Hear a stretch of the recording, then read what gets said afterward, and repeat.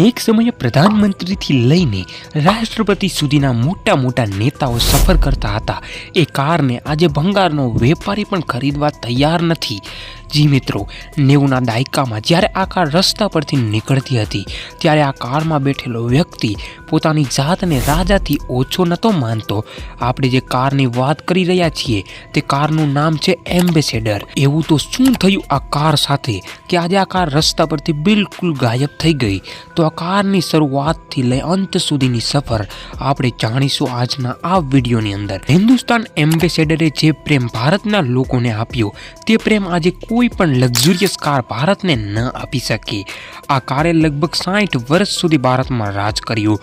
Ambassador કારને વર્ષ 1958માં ભારતમાં લોન્ચ કરવામાં આવી હતી અને વર્ષ 2014માં આ કારનું ઉત્પાદન બંધ કરવામાં આવ્યું.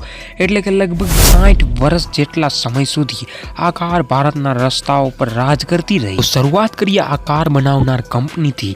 તો એમ્બેસેડર કારને બનાવનાર કંપનીનું નામ છે હિન્દુસ્તાન મોટર્સ.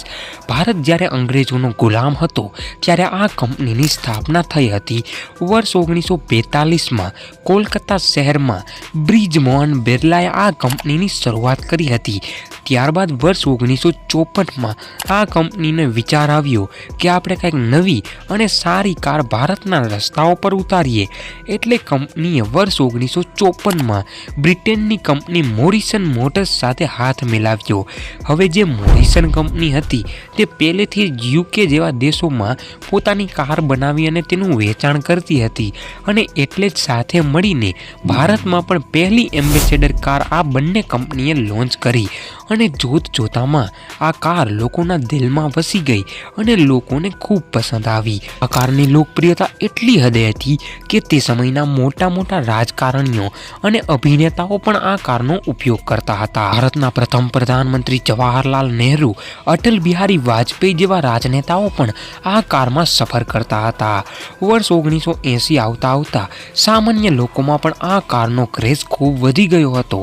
ત્યારના સમયમાં એમ્બેસેડરને ટક્કર દે તેવી એક પણ કાર ભારતીય બજારમાં ન હતી અને એટલે જ આ કાર દિવસે ને દિવસે પ્રગતિના પંથે હતી. પરંતુ એમ્બેસેડરનો ખરાબ સમય હવે શરૂ થાય છે. વાત છે વર્ષ 1980ની. જ્યારે વર્ષ 1980 પૂરું થવા આવ્યું ત્યારે ભારતીય બજારમાં સુઝુકી અને ફિયાટ જેવી કંપનીઓની એન્ટ્રી થાય છે. આ સમયે એમ્બેસેડર માટે સૌથી મોટો ખતરો હતી મારુતિ સુઝુકી. કારણ કે મારુતિ સુઝુકીની કાર નવી ડિઝાઇન, મોડર્ન ફીચર્સ અને એવરેજમાં પણ ધમાકેદાર હતી. ત્યારબાદ ભારત સરકારે વિદેશી કંપનીઓ માટે ભારતીય બજારના દ્વાર ખોલી નાખ્યા. એટલે ભારતીય બજારમાં અનેક મોડર્ન કારોની એન્ટ્રી થઈ અને એમ્બેસેડરની ચમક ઝાંખી પડવા લાગી. આ સમયે એમ્બેસેડરે પણ પોતાના અનેક નવા મોડલ લોન્ચ કર્યા, પરંતુ આ દરેક મોડલ ફીચર્સ અને એન્જિન એક જેવા જ હતા, જેમાં કોઈ જાજો સુધારો જોવા મળતો ન હતો.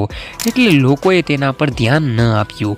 ત્યારબાદ લોકોએ આ કારને પ્રાથમિકતા આપવાનું બંધ કરી દીધું અને અન્ય સારી કારો લેવાનું શરૂ કરી દીધું અને ધીરે ધીરે આ કારનું વેચાણ ઓછું થવા લાગ્યું. આમ આ કારનું વેચાણ સતત ઘટવા લાગ્યું અને કંપનીની આર્થિક સ્થિતિ પણ દિવસે ને દિવસે ખરાબ થવા લાગી. એટલે વર્ષ 2014માં કંપનીએ આ કારનું પ્રોડક્શન કરવાનું બંધ કરી દીધું. એ વાત અહીંયા જ અટકતી નથી, પરંતુ વર્ષ 2017માં ફ્રાન્સની એક કંપની હિન્દુસ્તાન એમ્બેસેડરની માલિકી 80 કરોડ રૂપિયામાં ખરીદી લે છે.